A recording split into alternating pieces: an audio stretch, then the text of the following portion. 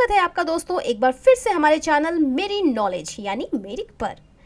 दोस्तों आदिकाल से लेकर अब तक हम इंसान जब भी स्थान परिवर्तन करते हैं तो सेटल डाउन होने के बाद सबसे पहले अपने पड़ोसियों का दरवाज़ा खटखटाते हैं और मित्रता का हाथ आगे बढ़ाते हैं फिर भले ही वे ना चाहें।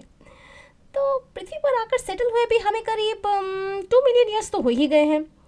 तो हमारे पड़ोसियों यानी दूसरे ग्रहवासियों के प्रति हमारी उत्सुकता का बढ़ना उचित ही है। तो बस हम लगे पड़े हैं उनसे संपर्क साधने में। आप समझ रहे हैं ना मेरा इशारा किस तरफ है? बिल्कुल ठीक, मैं बात कर रही हूँ हमारे परग्रही पड़ोसियों यानी एलियंस की। एलियंस, हम जब भी ये नाम सुनते हैं तो हमारे दिमाग में जो छवि उभरती है वो कुछ ऐसी होती है।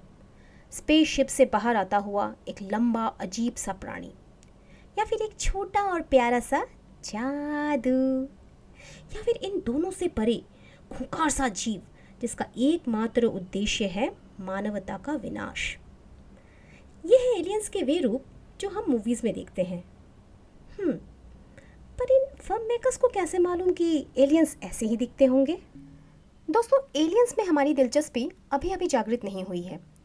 अगर हम हजारों साल पुराने वास्तुकला, साहित्य, शिल्प, यहाँ तक कि रॉक एंड केव पेंटिंग्स को देखें तो हमें वहाँ पर भी एक्स्ट्रा टेरेस्ट्रियल बींग्स के धरती पर आते रहने के संकेत मिलेंगे। अभी कुछ साल पहले भारत के छत्तीसगढ़ राज्य के बस्तर जिले में एक 10,000 साल पुरानी केव पेंटिंग पाई गई है जिसमें यूएफओ और स्पेस सूट पहने आकृतियों का चित्रण है।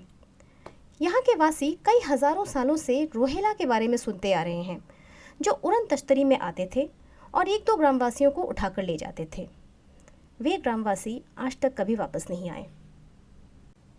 इजिप्ट के पिरामिड्स तकनीक और ज्योमेट्री के ऐसे शानदार नमूने हैं जो उस समय के लोगों के लिए बना पाना थोड़ा कठिन सा लगता है।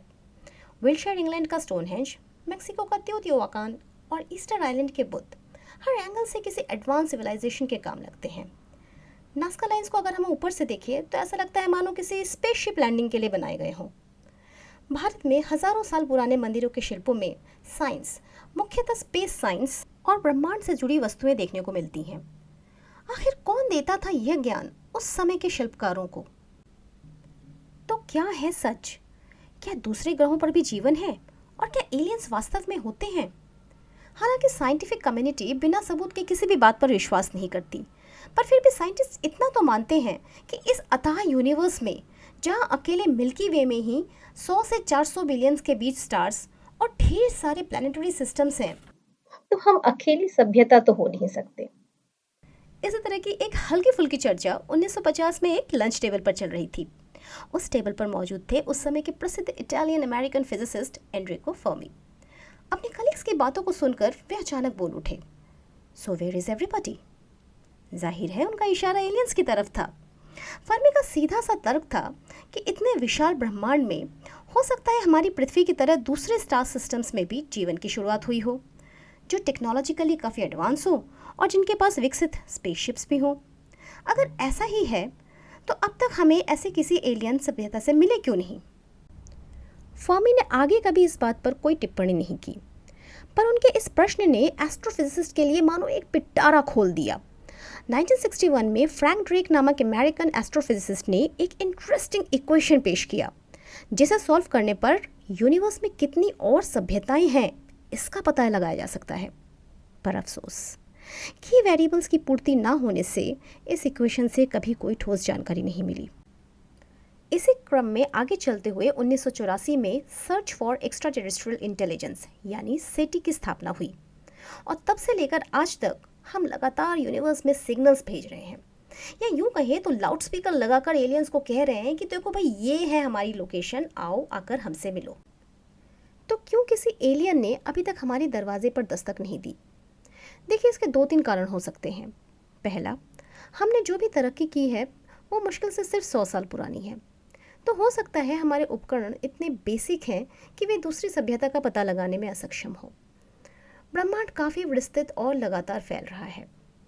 हम अभी तक अपने सौरमंडल के एक्सोप्लैनेट्स तक भी नहीं पहुंच पाए, तो उसके बाहर की दुनिया तो एक सपना सा लगता है।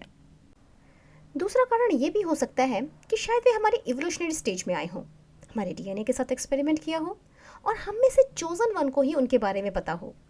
वरना क्या कारण है कि पृथ्वी की आदि सभ्यताओं जैसे सुमेर, प्राचीन भारत, माया, इजिप्ट, चाइना की वास्तुकला और ग्रंथों में एस्ट्रोनॉमी का वर्णन मिलता है। हो सकता है वे अभी भी खामोशी से हम पर नज़र रखे हुए हैं, वरना क्या कारण है कि विश्व के हर कोने से यूएफओ देखने की रिपोर्ट्स आती रहती हैं। और इसी संदर्भ में एरिया 51 भी आता है, जहां एलियन से रिलेटेड न जाने कौन से राज दबे पड़े हैं। साइंटिस्ट ऐसा भी मानते हैं कि जब भी कोई प्लैनेट तकनीकी दृष्टि से एडवांसमेंट की सीमा लांघ जाता है तो वो सेल्फ डिस्ट्रक्ट हो जाता है और फिर वहाँ दोबारा से जीवन का आरंभ होता है। हो सकता है पृथ्वी के साथ भी ऐसा ही कुछ हुआ हो। आखिर डायनासोर्स के पहले का इतिहास भी तो हमें पता नहीं। एटलांटिस, लेमुरिया जैसे सिविलाइजेशन अचानक कहाँ और क्यों लुप्त हो गए। आशा करते हैं अगले कुछ दशकों में हमें फर्मी पैराडॉक्स का सटीक उत्तर मिल जाएगा, क्योंकि हमारा heavy built James Webb telescope लगा हुआ है सुदूर गैलेक्सीज की खोज में।